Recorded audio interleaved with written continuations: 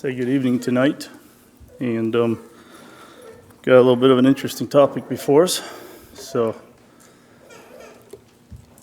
tonight I have chosen to dive into the topic called child training. And if you want to leave, I don't blame you. So it's up to you. I know it's the topic that makes every parent's heart jump a beat, a knot form in your stomach, your hands get sweaty, and your knees start to shake. Don't worry about it tonight. We're not going to get that deep. It's a topic that most preachers tiptoe around when they're preaching about the home, and I don't blame them. I tiptoe around it too. But tonight we're just going to go right into it. So, as you all know, I live in a glass house. I can't hide any secrets. We have 5 children, and I love them all, but you know what? They're human. And we don't have it together. I sure don't have it together. And as I studied, I realized that I needed this talk more than anybody here. Because I feel like one complete failure some days. So, to those who have encouraged me, I say thank you.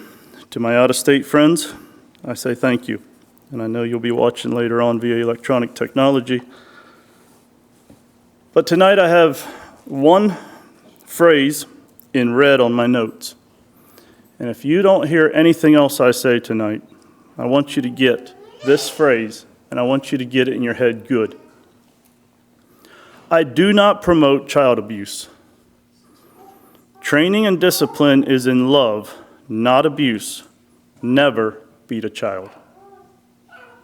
So, if you don't get anything else, understand that. I am going to talk about discipline. I'm not scared to talk about it. But do not beat a child. So, that's another topic for another time, that one that I hope I never have to give. But I'm just going to insert a little bit here from where I sit, running in the back of an ambulance. Yeah. It's sad what you see. Child abuse is real close home. So, training children, we're going to look at it from a little bit more of, I'm not sure how to say a biblical viewpoint, because I've pulled a few verses out of the Bible. I've tried not to take anything out of context. But I'm going to ask you a few questions. Why do you train your children? Why would a parent train their children?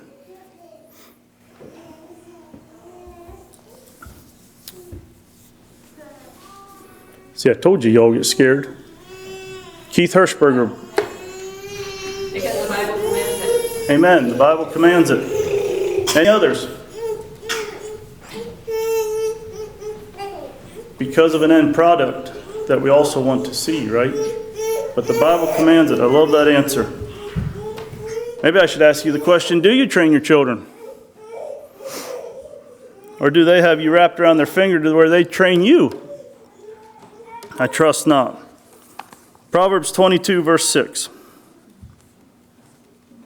Train up a child in the way he should go, and when he is old, he will not depart from it.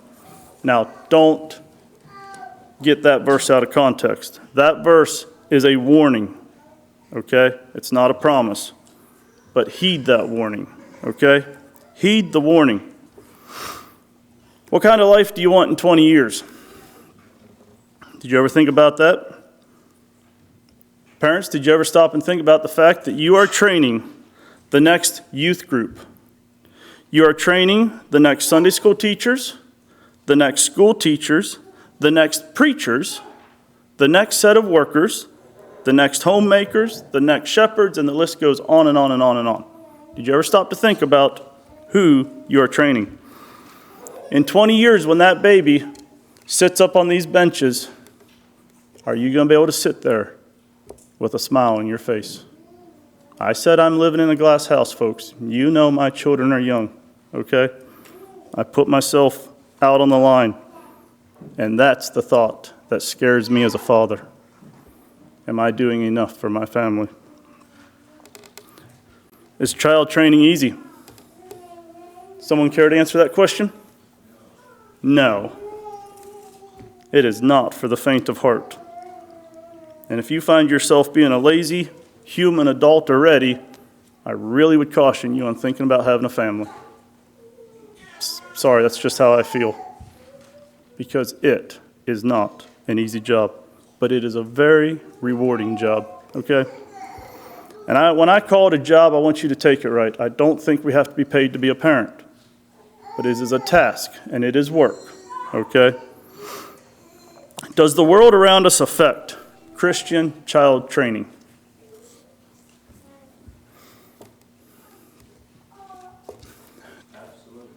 Absolutely.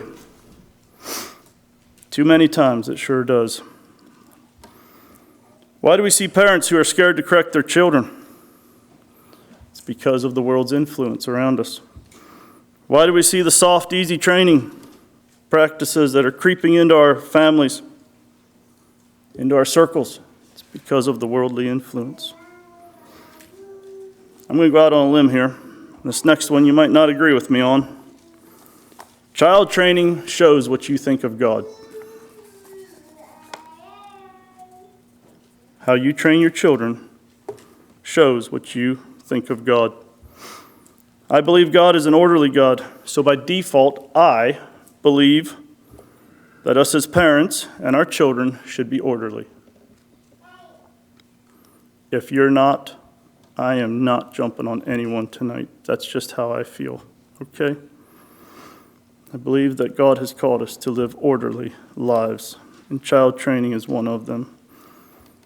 This next phrase is not original with me, but I really liked it. An undisciplined child grows up to be an undisciplined youth. An undisciplined youth grows up to be an undisciplined adult. And then I would like to add a parent, etc., and the cycle goes on and on and on. So, what are you going to do for your children? If we can't get our children in order, someone in life will. Mark it down. Either the school teacher will, the school board will, the church authority will, or last but not least, and the most saddest of all, is the law of the land will.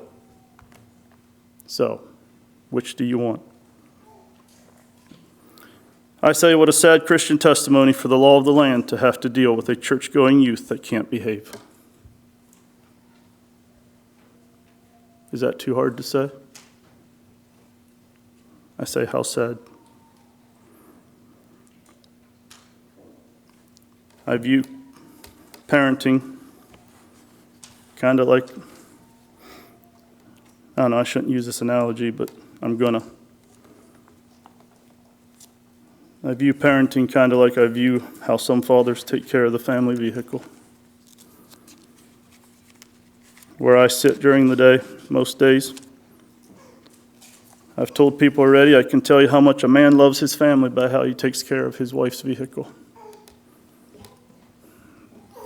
You can disagree with me, but when I have a father who tells me on the phone, I don't care if that van is unsafe. I'm not spending the money. It's just my wife driving it home. That's sad words that I've had to hear.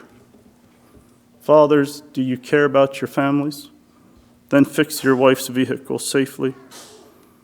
Do we care about our homes? Then how are we training our children? Unruly children show an unruly home. Do your children have a no-care attitude? Do my children have a no-care attitude? Where are they getting it from?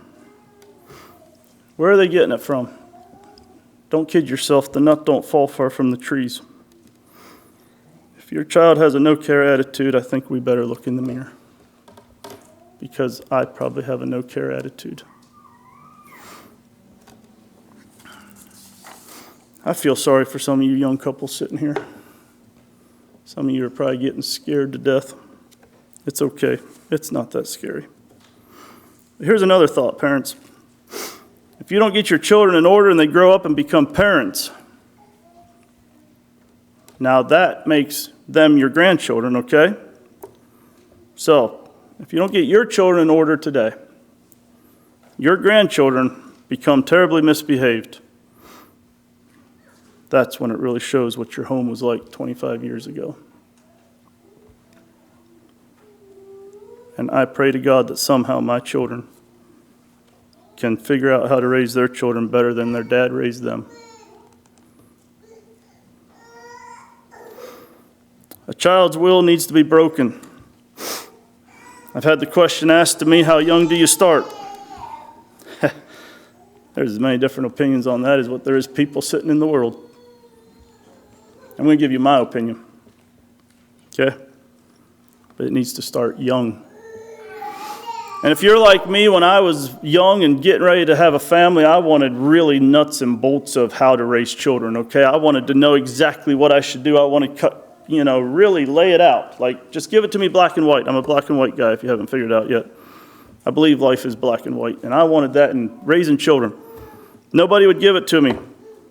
But I had one guy tell me, it's never too young to start. So, if you want an age, I'm going to tell you, and don't yell at me, but 2 months old is not too young to start training your child. I love that look I get on some faces when I just said that. I didn't expect to see that look. And it wasn't just one of you either. 2 months old is not too young to start training a child. And if you disagree with that, you can talk to me later and I'll tell you why I believe that. But I'm going to tell you a little bit why I believe that right now. A child's will needs to be broken. How do you do that? What's it look like? Did you ever hold a baby? When it just arches its back and just rears its ugly head and just yells at you. We've all been there. What are you going to do with it? Oh, sweet little Johnny, God gave you to me to raise, and I don't know what to do with you. No, stop it right then and there. You say, how? Well, I'll tell you how, what works, okay? You see these 2 fingers? A baby's leg is fairly small, okay? Now, I said I don't promote child abuse, so don't get carried away with this. But you take your 2 fingers and you just go around their leg, upwards of their leg, up towards their hip, and you just squeeze a little. You're not hurting that child. You're getting their attention. You have to make sure the child knows that mom and dad are the boss, okay? Not a control freak. Don't run away with that, okay? Don't squeeze that leg for long. Don't cut off blood flow. 10 seconds, you get the child's attention. You let go, every child's going to react differently, okay? You squeeze, you might get them to stop. You might have to repeat it, okay? 10 seconds, 20 seconds, whatever works for you. Consistency, though, is going to be the key. Consistently doing it over and over and over. You'll soon get their attention, okay? Squeeze a little harder the next time if you have to, okay? You'll get their attention. Children need to learn what no means at a very young age. Now, 2 months old, they might not comprehend what no means, okay? But when a child starts to walk, so what did you do in your home when your child started to walk? Did you go around putting up all the fancy little things that are on the coffee table and that laying around the house? Huh? Well, a child can learn, if they're old enough to walk, they can learn not to dig in mom's diaper bag, okay? They can learn not to pick up that plant that's on the coffee table. I got a story to tell you about that.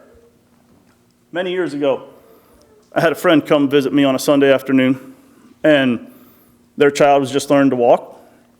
And I watched this poor father jump up time after time, following his child all around the living room, getting things that the child shouldn't be having. And I thought, what a sad life that must be. And I just sat my fat butt right on the couch and just watched him. Well, okay, so how are you going to teach your children? Well, very simple. Take a wooden spoon. A couple smacks on the hand isn't going to hurt that hand. You're not going to do damage to it, but you're going to get through to that child that no means no. So you smack them on the hand and say no. No, no. Okay, you should be able to get to the point with a child very quickly by saying, Johnny, no, no. Remember? Soft tone, even keel. And that child should look at you, turn around, and let it. Now, I know some of you just judged me, and that's okay. But that's how you should be able to do, okay?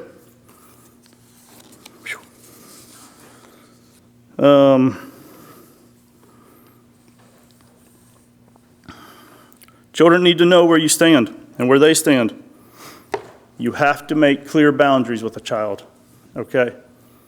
If you leave the world open-ended to a child, you're going to raise a very confused child. I'm very convinced of that. I've seen it. You don't believe me? I've seen it. A child needs to know where their boundaries are, because they're going to push that boundary right up to the edge, and then they'll stop. Why do they stop? Because they know that if they step 1 inch further over that boundary, that's when the wooden spoon comes out of the drawer. And here's another thing. Didn't think about this till right now. Don't threaten your children. Never, ever threaten your children. If you say, Johnny, if you pick that up one more time, I'm going to have to smack. Little Johnny's going to pick that up one more time just to see if Dad really means what he said. What are you going to do? Get up off your lazy boy, get that wooden spoon, and deal with little Johnny.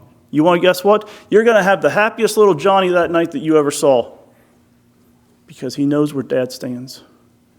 And you now have his attention better than you've had before, because Dad means what he says. Okay? I'll just throw this in for whatever it's worth. I don't believe in talking 3 times. Okay? Ask my children. They'll tell you. I don't believe in chewing my cabbage 3 times. I say it once, and I'll say it the second time to make sure they heard me. But if I have to say something the 3rd time, it's too late. I will get up and I will go deal with that child. Not because it's me and not because I'm the smartest father in Wayne County, Ohio. No, because I want little Johnny to know that we should be able to talk even keel, soft, mild-toned, and when we ask him to pick up that scissors that he threw on the floor, he should stop and pick up the scissors on the floor. Okay? Meetings. Children in meetings. Oh, yeah. Fun times for parents, right? If you're like me, I dreaded going to meetings with children. Dreaded it. How are they going to act? Are they going to behave? What's he going to do this time? It's okay. We're all in it together. Okay? So what's a meeting look like to you? Anywhere a child should be quiet. All right? If your child can't be quiet in a meeting, you're going to have to teach them how to be quiet. And you say, well, how do you do that? I'll tell you how to do that. I'll tell you one method that works, okay? Here again, be careful. But you see this finger and this thumb? Can you all do that? Guess what? You got little Johnny screaming, you go, no, quiet. You did not do damage to that child, and you got his attention, okay? Now, little Johnny's not going to be happy the first couple times you do that. By no means. And he'll scream even louder. Repeat it, okay? Repeat it. Takes a village to raise a child. And however you choose to train your children, I want you to know I support you. I'm just throwing out ways that might help you, okay? I've been asked too many times what works and what doesn't, and I'm not going to tell you what only works. I'm just going to tell you a few things I've experienced, okay? Another thing I figured out early on is if little Johnny's having issues with squealing and squeaking in church and screaming, church or a meeting, whatever, use whatever word you want to, don't get up right away when they scream, you know? All you're doing is teaching them that they call the shots around the house. Hey, guess what? I can get Dad to get up if I just start yelling. No. We're going to sit right here and deal with it. Now, there comes a time when you need to get up from whatever meeting you're in because every meeting is different, okay? So you as a parent have the authority to decide when you get up and when you don't. So another thing that might help you is if you stand up and little Johnny B's quiet right away, just sit right back down. Does it look embarrassing? Not at all. I'll just tell you, I have very high respect for anyone who can do that because I struggled. Because once I stood up, everybody saw me stand up. I'm a big guy. I wasn't going to just sit right back down. But just sit right back down. Okay? Another thing that might help you is practice meetings at home. We did that. My wife was very faithful with it. I struggled with it. But have practice meetings at home. 15 minutes, just sitting still. A practice meeting. If they can't do it at home, how are they going to do it away from home?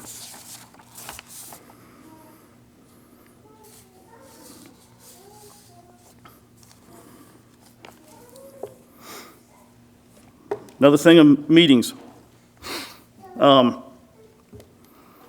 Each to their own. I'm just going to throw this out for whatever it's worth because I had it in here. I personally believe that a child should be taught to look forward and not be turning around in meetings, especially in church. And the reason why I feel so passionate about church is this is the worship of the Lord God Almighty. We are worshiping in holy reverence. And it's one thing for a 1-year-old to be laid up on your shoulder, looking back. It's another thing for a 4, 5, 6-year-old to be turned around, gawking at everybody 6 rows back, picking their nose, and Dad, don't pay attention. I'm just not really sure that you want to go there, okay? But like I said, each to their own. Now the big question, my next point is spanking okay or not? Oh, that's enough to get anybody wound up. But yes, it's okay. It's biblical.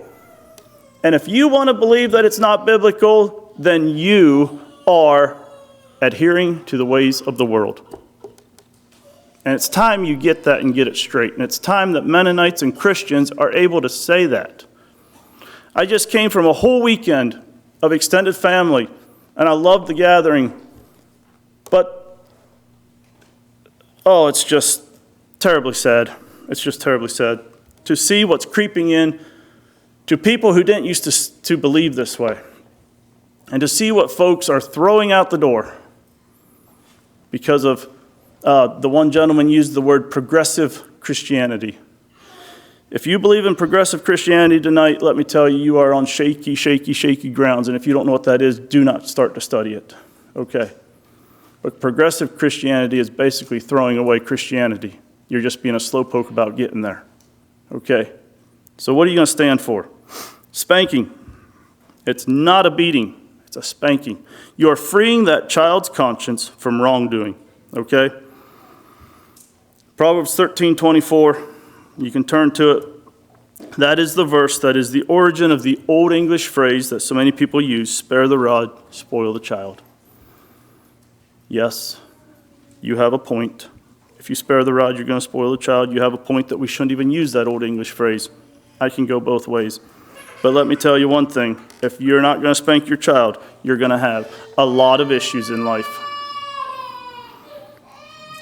Now, if you're going to spank your child, I'm just going to throw this out. Don't use your bare hand, okay? Use a designated item, a wooden spoon, a paddle, what fits you as a family, okay? All right? You say, why not your bare hands? Well, this is where I have a personal opinion. And think about this, okay? Follow me. A parent's hands are supposed to be associated with love, comfort, and drawing your child near to us, not pain and discipline. When your child sees you come with your open hands, do they get scared? Do they turn and run? Do they cry? If they do, I think we better look at our discipline actions. Okay? Parents' hands are supposed to be associated. A child should welcome the looks of that. Okay? All right? So, the other thing I'm going to throw out with spankings is I personally believe, this is me personally, I believe you should be done by 5 or 6 years old. If you still have to spank an 8 and 10-year-old, you failed when they were 2 years old. Have I felt like spanking an 8-year-old? Amen, I have. Okay. Have I failed as a 2-year-old? Yes, I failed as when they were a 2-year-old. Okay.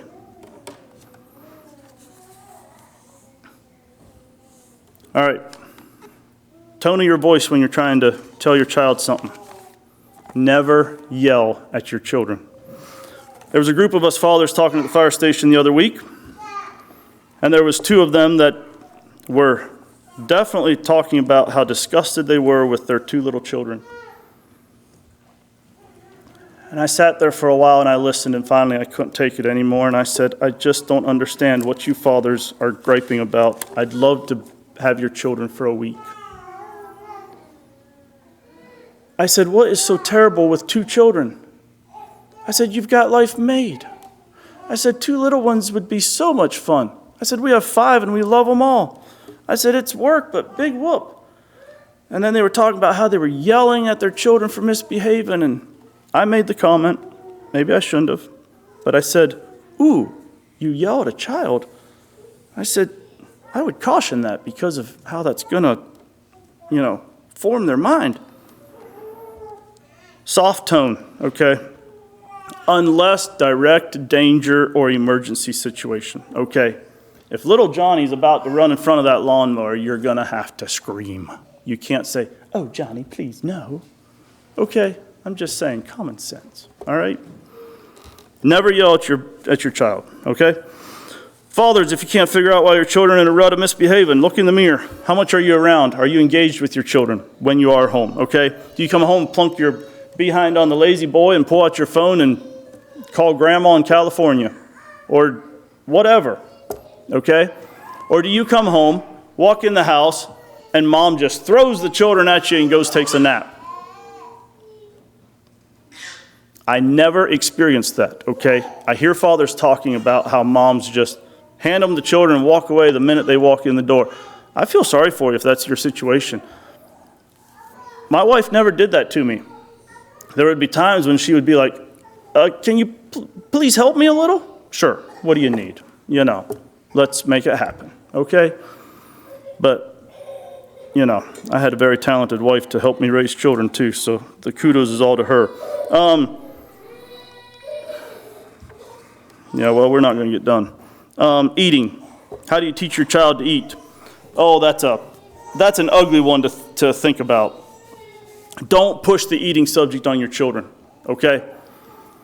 Do not dish out what you think is a small portion of food, but yet is a huge mountain in the eyes of a child, and expect him to sit there and eat it, and then whoop him when he can't eat it all, okay? Use some common sense. Give him a little bite. And if he eats it all, congratulate him, and then give him some more, okay? Another simple thing that we did, yes, it makes a mess, but it was so fun to watch them. Put your child in a high chair, right beside the table where you're eating, and just chop up the meatloaf and put the peas on the high chair and just let them go to town. What's the natural thing for a child to do? Put their hands in their mouth. Well, they're going to have a pea stuck to it. They're going to have some mashed potatoes stuck to it, and they'll eventually get some food. And they'll figure out that, that's the way you eat. Clean up the mess. Do it again tomorrow. But don't force it on them, okay? When a child gets hungry, they're going to eat. Don't kid yourself, okay? A child doesn't have to be taught how to eat, okay?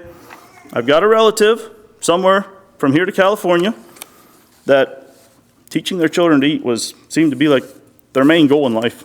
And boy, it was a disaster, okay? I'll just say that real nice. Don't squash your child's zeal. You don't hear me talk much about my childhood, and there's reasons, okay? But when I say don't squash your child's zeal, I'm going to say it very personally, and I mean it really hard when I say that. Don't squash your child's zeal. I had my zeal squashed by my father 31 years ago, 32 years ago. Throw out the number, whatever. I was 8 to 10 years old, somewhere in there. I guess I'm older than I think. Anyhow.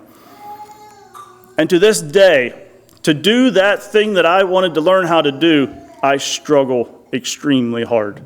Because you as a father are the idol of your child, okay? And when you tell a child that's not necessary, stop that. You don't need to do that. You've told that child that they don't ever have to do that in another 50 years of their life. But today I would love to do what was squashed in my life. And it is not easy. Don't squash your child's zeal. Your child brings you a picture that's colored. Congratulate them, praise them, build up confidence in them. I still remember my one daughter bringing me a picture, and she had gotten out of the lines big time.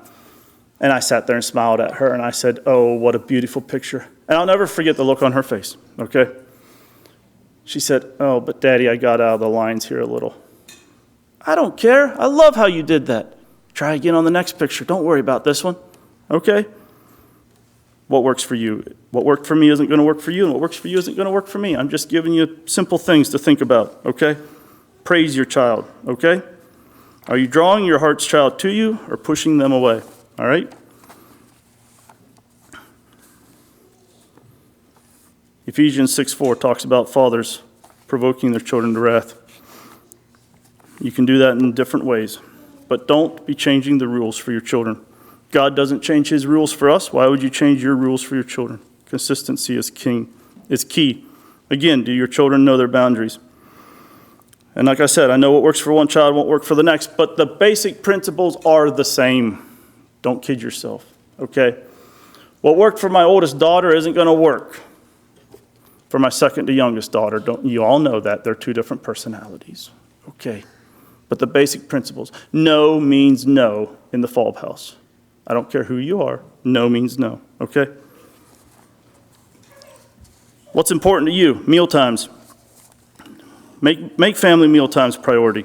I personally believe it is extremely important for me as a person, me and my lifestyle, to have supper with my family. And I will do everything in my power to have supper with my family, okay? I work a lot of hours. I'm gone a lot of days, a lot of nights. But supper time is extremely important to me. I might go into work early, but come 5 or 10 after 5, I better be pulling out that driveway because I know I want to get home and have my cows fed and be in the house at the supper table at 6 o'clock because that's when my family is there, okay? Meal times. Don't make meal times a time of discipline, okay? Don't correct your child at the supper table. Now, if you see them about ready to throw grape juice at Junior, you're going to have to correct them, okay? Common sense. Make mealtime a happy time, a time when children love to get together. I have fond memories of sitting around our kitchen table, okay? We spend a lot of time around our kitchen table drinking coffee and just blabbing, okay? I absolutely love those times with our family, okay? But that's what works for me. What works for you, okay? Be sure you know where your children are at all times, okay? As they get older, even if they're with friends, ask them where they are and who they're with, and don't allow them to give a half answer, okay? I grew up doing that. Don't allow your child to do it. I got away with so much stuff when I was younger that I wish I'd never had gotten away with. Why? Because I didn't know where my boundaries were. Do your children know where their boundaries are? Do they know without a shadow of a doubt that mom and dad care about where they are and that they are going to try within their power to keep us safe? Okay, does your child believe that? Okay? Now, if you are a reader and you want to read some books, I'm simply going to throw out a few, okay? Michael and Debbie Pearl have a very good set of books, and no, I do not believe 100% everything that those folks have written, okay? But they have a lot of good practical things in there. I would highly encourage you to read them. Your child gets a little older. A book by Ted Tripp, Shepherding a Child's Heart, is maybe for an older child, not a small child. Those are a couple that I would really encourage you new parents who are coming on the scenes of parenting to read. Even if you don't like to read, I sat down and read Michael and Debbie Pearl's books. Yes, and I hate to read. It did me a lot of good. Okay? So, I meant to say it early on, so I'll say it in closing.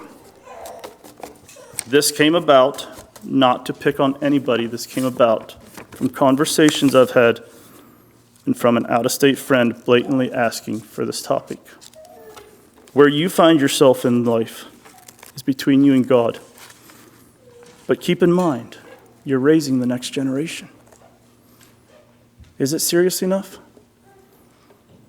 Parenting is one thing that I could get very emotional over because how serious it is. You shape the minds of a child. What you teach the child are you aware of this thought? Well, it's not a thought, it's reality. Science has proved it. The first 5 years of a child is when you teach the child everything, the principles of everything that they're going to do in life, and no, you shape their life in the first 5 years. So I'm worthless. My youngest child is 6. I'm done, right? I should just sit back and watch it happen. No. But how are the first 5 years of your child's life, okay? So, if I said anything unbiblical, you know my number. You know where I am. Come talk to me. My goal is to raise my family for the Lord, and I need your help, okay? I struggle with it. We need each other's help, okay? Let's support each other. I support you as parents. I love seeing all the children in church. Keep doing what you're doing. It's for the Lord, okay? It's after 9. I apologize, and I will be quiet now.